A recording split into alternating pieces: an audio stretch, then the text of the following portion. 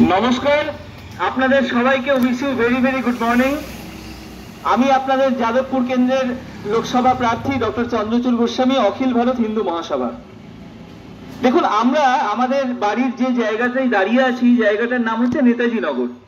আচ্ছা, আমরা কখনো ভেবে দেখেছি যে 23শে জানুয়ারিতে যে দেশনায়ক নেতাজি সুভাষচন্দ্র বসুর গলায় আমরা মাল্যদান করি, আর তার ঠিক কয়েকদিন পরে 26শে জানুয়ারিতে সেই চশমা দাদুর গলায় মাল্যদান করতে হয়, যে কিনা প্রথমে নেতাজি সুভাষচন্দ্র বোসকে প্রথমে কংগ্রেস ছাড়া এবং তারপর দেশ ছাড়া করেছেন। এটা আমাদের কাছে খুব দুর্ভাগ্যজনক, জানেন তো। টাকাতে গান্ধীর মুখ সরিয়ে নেতাজির মুখ আনতে হবে, এই মুভমেন্টটা আমাদের। দেখুন, যে গান্ধীকে মানবে সে গান্ধীকে মানতে পারে, ভারত গণতান্ত্রিক দেশ। যে নেতাজির ফলোয়ার সে নেতাজিকে ভালোবাসবেন, এখানে আপত্তির কিছু নেই।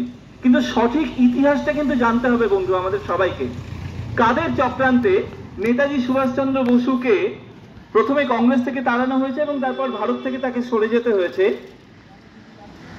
ভগৎ সিংজির ফাঁসির সময় এই গান্ধীর ভূমিকা কি ছিল, এটা অস্বীকারের কোনো জায়গা নেই।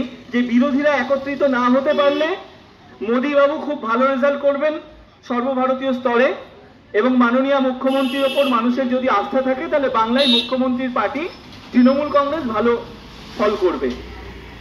বাকি যারা রয়েছে তাদের প্রতিও আমাদের শুভেচ্ছা।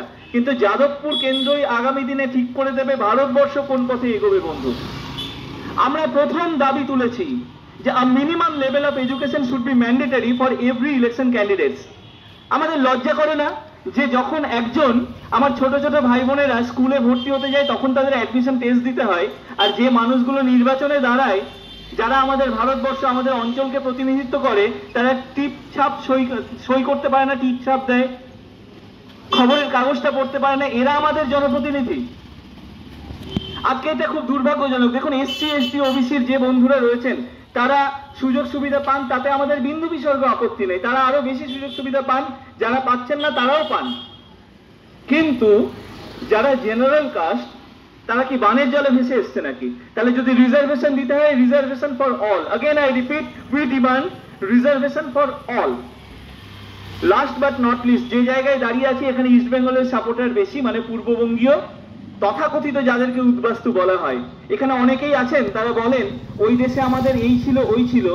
বন্ধু, ওই দেশটাই আমাদের ছিল, আর আপনারাও আমাদের হৃদয়ে আছেন। কাজেই একটা কাঁটা তারের বেড়া কখনো একটি অভিন্ন হৃদয়কে আলাদা করতে পারে না।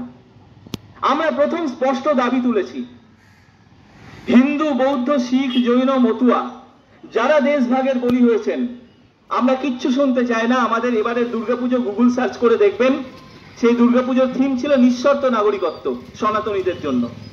কিন্তু স্পষ্টভাবে বলে যাচ্ছি, যে মুসলমান এবং যে খ্রিস্টান ভারতের মাটিতে বংশ পরম্পরায় থেকেছেন, আমাদের মাটিকে সমৃদ্ধ করেছেন, যারা আমাদের মতো বসুধৈব কুটুম্বকমে বিশ্বাস করেন, সেই মুসলমান এবং খ্রিস্টান বন্ধুদেরকে আমরা হৃদয়ে রাখি। কিন্তু যারা অবৈধভাবে অনুপ্রবেশ করে এই ভারতের মাটিকে ধর্মীয় আগ্রাসনের একটি আশ্রয়স্থল বানাতে চায়, তাদেরকে ঘাড় ধাক্কা দিয়ে ভারতবর্ষ থেকে তাড়িয়ে দিতে হবে, তাড়িয়ে দেওয়া হবে।